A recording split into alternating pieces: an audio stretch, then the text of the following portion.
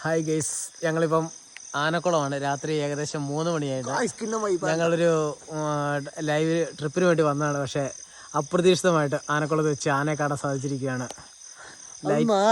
4 ആനയെ കാണാൻ പറ്റിയിരിക്കുന്നത്. രാത്രി ആയതുകൊണ്ട് എത്ര വ്യക്തമായിട്ട് കാണത്തില്ല, എന്നാലും ആ പുറകെ കാണുന്നതാണ് ആനകൾ. ആ വെള്ളത്തിനകത്ത് alcoholic injuries to the health of the water of the coming in to the earth.